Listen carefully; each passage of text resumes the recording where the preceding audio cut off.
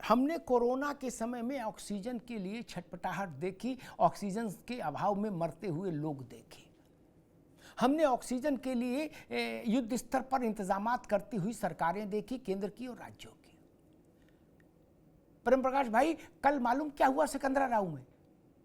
Oxygen भी नहीं थी, अंधेरा तो था ही, डीजल तो नहीं था, डॉक्टर नहीं था, कंपाउंडर, ऑक्सीजन के सिलेंडर भी नहीं थे। राम भजो, मर गए लोग। 4-5 बार जोर जोर की सांस ली, हिचकी आई, मर गए। ट्रॉमा सेंटर को ओढ़ेंगे कि बिछाएंगे अगर वहां ये सब चीजें भी नहीं है? अब आप लोग विद्वान हो तो आप लोग कह दोगे अग्निहोत्री जी इस पर जांच होगी गंभीर, कई कमेटियां बैठेंगी, कई रिपोर्ट्स आएंगी और गोलमेज सम्मेलन होगा, काजू वगैरह उसमें चलेंगे, जूस वगैरह, फिर हम लोग किसी निष्कर्ष पर पहुंचेंगे। तो मेरा प्रणाम, मैं इसे उससे सहमत नहीं हो सकता। बगल में एटा में मेडिकल कॉलेज है, मैंने बताया ये गांव जहां हादसा हुआ वो एटा और हाथरस के संधि स्थल पर है। 2.5 घंटे लोग छटपटाते रहे। मेरा मन रो रहा है, मेरी आंख गीली है। ये पार्टी का विषय नहीं, ये पॉलिटिक्स का विषय नहीं। ये गरीब लोग हैं मरने वाले, इसलिए हमारी संवेदना दूसरे किस्म की होगी क्या? नहीं। मैं मुख्यमंत्री जी से कहूंगा, अगर साजिश है, उन्होंने अपने आज प्रेस कॉन्फ्रेंस में 5 बार साजिश शब्द का उल्लेख किया, अगर साजिश है तो पूरी निष्ठुरता से उसकी एक एक परत उगाड़ दीजिए और जो भी दोषी हो, कितने भी बड़े हो, कितने भी सक्षम हो, जेल के सलाखों के पीछे डालिए उनको। लेकिन ये दरोगा, सिपाही और होमगार्ड के सस्पेंशन से इस पर लीपापोती नहीं होनी चाहिए कि 4 दरोगा हटा दिए, 12 सिपाही हटा दिए, 40 होमगार्ड भगा दिए, इससे नहीं चलेगा। IAS IPS जाना चाहिए, जरूरत हो तो सस्पेंशन करिए और ज्यादा पाप लगे तो बर्खास्तगी करिए। आप बड़े हाकिम हैं इसलिए आपको ब्लैंक चेक दे दे क्या? नहीं, देश में ब्लैंक चेक किसी को नहीं दिया जा सकता। बोले नहीं भाई हम तो इस पोजीशन के हैं अधिकारी, हमारे ऊपर कोई कार्रवाई नहीं। ऐसा कैसे संभव है? अगर सिपाही को जेल हो सकती है तो कप्तान को भी जेल भेजिए। तीसरी बात, प्रधान ने कहा कि FIR समय समय पर जांच के हिसाब से बढ़ती रहेगी। प्रेम प्रकाश जी भी इस बात से सहमत होंगे। लेकिन मैं तो कह रहा हूं, तू कहता है कागज लेखी, मैं कहता हूं आंखन देखी। कबीर पंथी हूं मैं। जब प्रथम दृष्टया मेरे जैसे कम समझदार आदमी को लग रहा है कि सबसे पहला FIR में नाम होना चाहिए था, तो इसका होना चाहिए नारायण साकार हरि उर्फ भोले बाबा उर्फ SP उर्फ सूरजपाल जाटव, इसका नाम होना चाहिए था। इसका नाम तो सब जानते हैं वहां जिले में, ऐसा तो नहीं नाम नहीं जानता। इनके बाप का नाम भी जानते हैं, इनका गांव भी जानते हैं, कासगंज का तो बगल का ही तो रहने वाला है। प्रेम प्रकाश जी ये भी नहीं कह के बच सकते जल्दबाजी में याद पता नहीं लगा। नहीं, बाबा का नाम तो उस इलाके में पोस्ट होने से पहले अधिकारी जान लेता था। नमस्ते करने जाता था बाबा के यहां, बोले बाबा जी प्रणाम मैं आ गया हूं। बोले ठीक है बेटा मस्त रहो। नहीं, FIR में क्यों नहीं नाम आया? क्यों बाबा मैनपुरी के आश्रम में आलू टिक्की खा के आराम कर रहा है? क्यों? 130 परिवारों में अंधेरा छा गया। बाबा मौज ले रहा है, टाई लगा घूम रहा है, ये ठीक नहीं। और बाकी तो मुख्यमंत्री जी ने आज अपनी तत्परता दिखाई है, अपनी प्रतिबद्धता दिखाई है, लेकिन मुझे लगता है ये कुछ चीजें हमको भी याद दिलानी चाहिए उनको।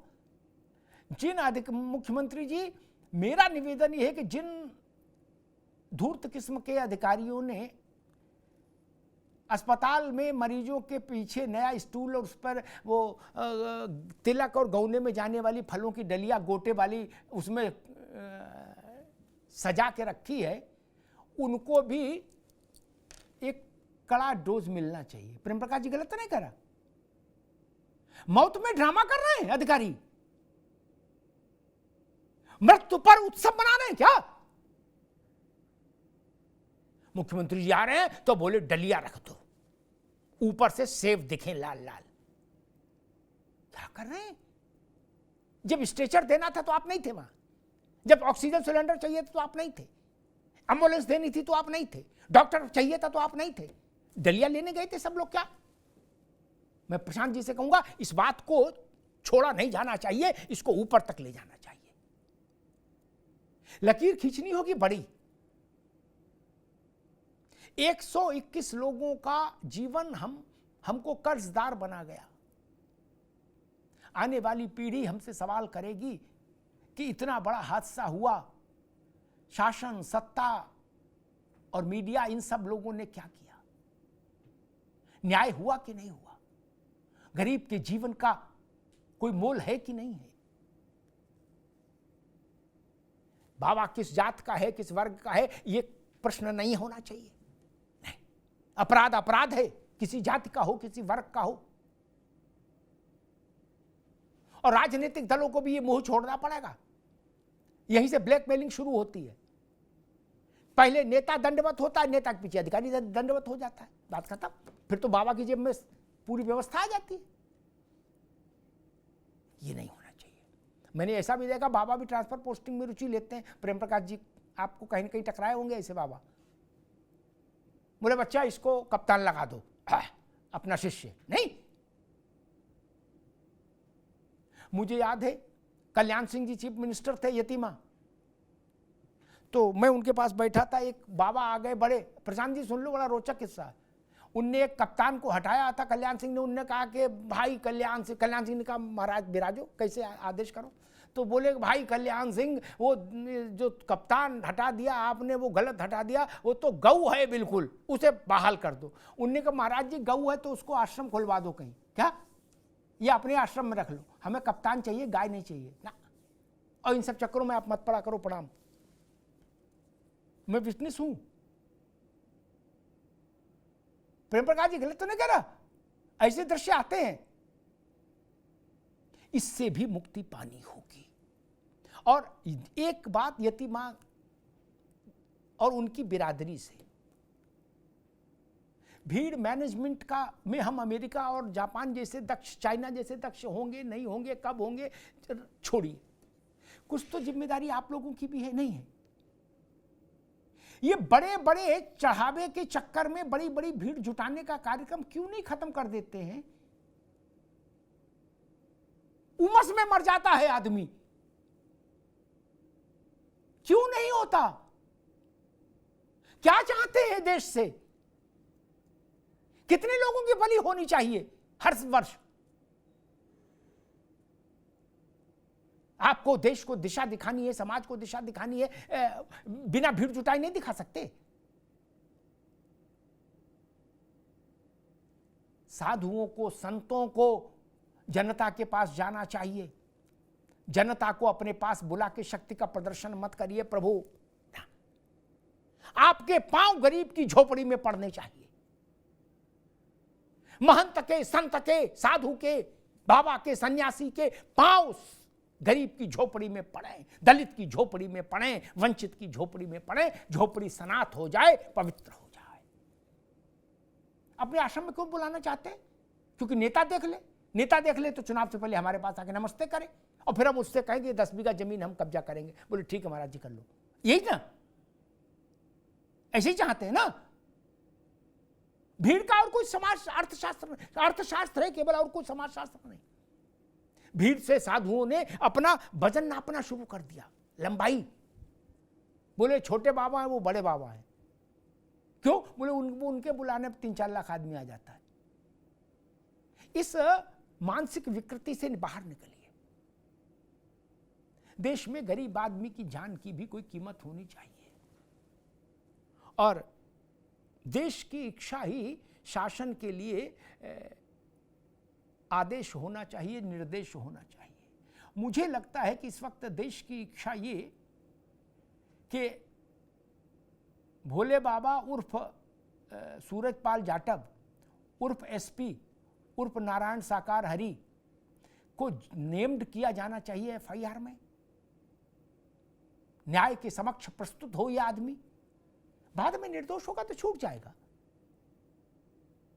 लेकिन ये एफआईआर देश को मंजूर नहीं कि 121 लोग मर गए, सैकड़ों घायल। किसने कराई? बोले एक मुख्य सेवादार, उसका नाम एक्स है, और बाकी अन्य सेवादार लिखा है, फिर लिखा है अज्ञात, बाप का नाम, पिता का नाम सब अज्ञात। ये एफआईआर स्वीकार्य नहीं। धन्यवाद। Where the software engineer meets the cool UI UX designer, meets the gifted content writer. To create the big dream, the world comes together at Sharda University. So where are you? केवल धार्मिक आयोजनों का विषय नहीं, मैं तो कहता हूं बड़े तीर्थ स्थलों पर भी जब तक वहां बड़े स्तर पर विस्तार नहीं हो जाए, कॉरिडोर जैसी चीजें नहीं बन जाएं और भीड़ अनियंत्रित हो रही है। एक उदाहरण बांके बिहारी का है, बांके बिहारी, श्री बांके बिहारी का। हर महीने 2-4 अवसर ऐसे आ जाते हैं वहां कि 2-4 लोग भीड़ में दबकर मर जाते हैं, सांस नहीं आने से मर जाते हैं। क्या वहां के लिए कोई व्यवस्था नहीं सोची जानी चाहिए? क्या वहां भीड़ का प्रबंधन और अच्छे ढंग से नहीं होना चाहिए? और जहां भी भीड़ हो वहां शासन को खड़ा होना चाहिए व्यवस्था के लिए। शासन को अपनी संपूर्ण ऊर्जा और शक्ति के साथ वहां खड़ा होना चाहिए। ये जिम्मेदारी थी शासन की कि वो हाथरस के उस गांव में जाके खड़ा होता। एसपी को खड़ा होना चाहिए था, एसडीएम को खड़ा होना चाहिए था, डीएम को खड़ा होना चाहिए था। 80,000 आदमी भी है अगर, तो भी बड़ी संख्या है। और 3.5 लाख आदमी आ गया और आपने सिपाहियों के भरोसे छोड़ दिया। ये ना तर्क किसी को हजम होगा, न ये तरीका हजम होगा। धन्यवाद।